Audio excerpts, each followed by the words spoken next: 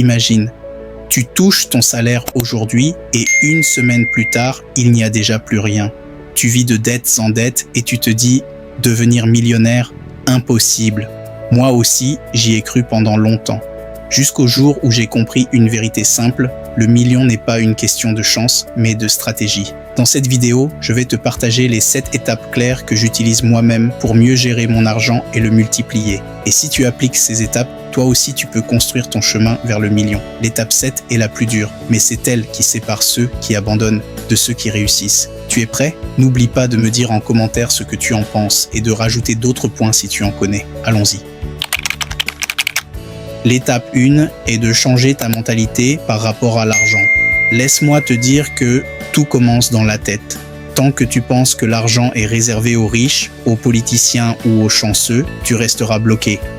Être millionnaire consiste d'abord en ton état d'esprit, c'est changer ta relation avec l'argent. Au lieu de voir l'argent comme quelque chose qui s'envole dès que tu le touches, vois-le comme une graine que tu plantes, que tu arroses et qui finit par devenir un arbre avec des fruits. Regarde autour de toi, combien de personnes gaspillent leur argent dans des choses qui ne rapportent rien. Téléphone dernier cri, sortie chaque week-end, vêtements de luxe. Mais combien de ces mêmes personnes se plaignent à la fin du mois de ne rien avoir? Si tu veux être différent, commence par changer ton état d'esprit. Pose-toi toujours cette question. Est-ce que cette dépense me rapproche ou m'éloigne de mon objectif? N'hésite pas à te priver de temps en temps pour un avenir meilleur. Cette simple réflexion est déjà un premier pas vers ton premier million.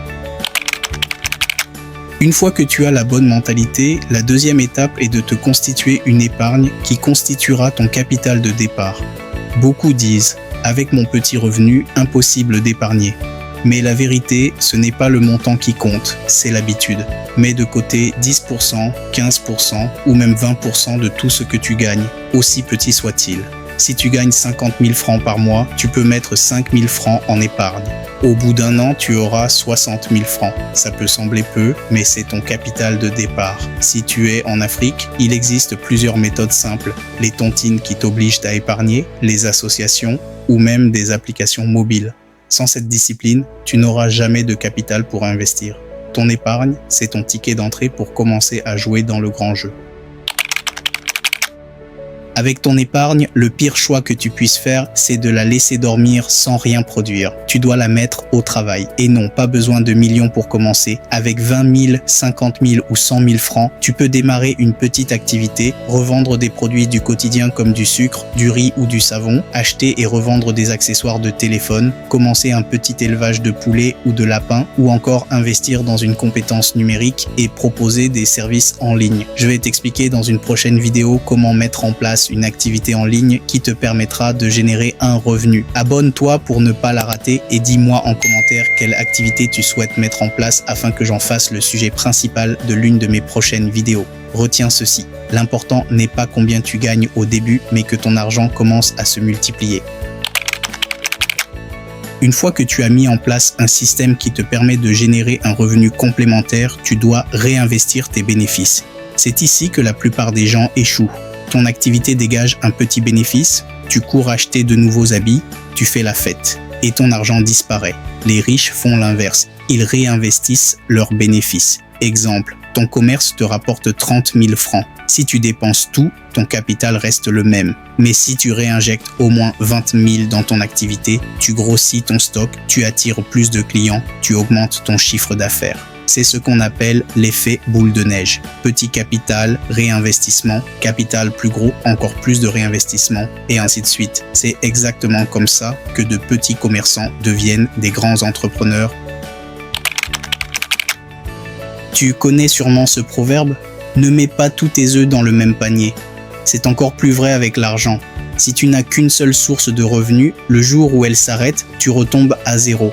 Mais si tu en as 2, 3 ou 4, tu es protégé. Par exemple, une activité de commerce, un petit investissement dans l'agriculture, une tontine ou une coopérative, ou même un service digital. Quand une source est faible, les autres compensent. La diversification, c'est ton assurance contre les coups durs. Ton plus grand investissement, ce n'est pas une boutique, ni une ferme, ni même l'argent. C'est toi, ton savoir, ton intelligence, tes compétences.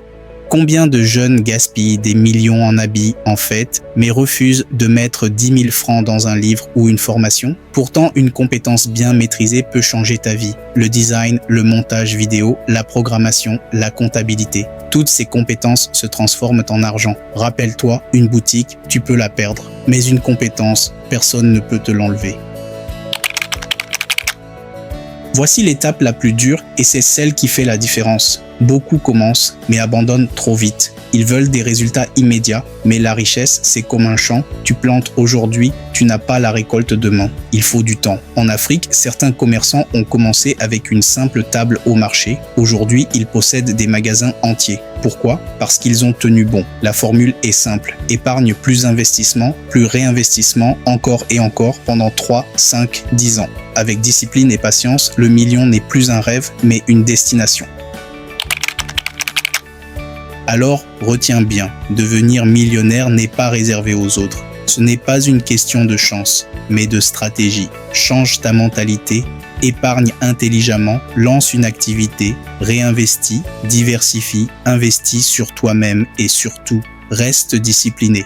Si tu appliques ces 7 étapes, ton million est inévitable. Dis-moi en commentaire, quelle étape tu vas appliquer dès aujourd'hui? Et si tu veux plus de stratégies concrètes pour bâtir ton avenir financier en Afrique, abonne-toi et active la cloche. Ton futur commence maintenant.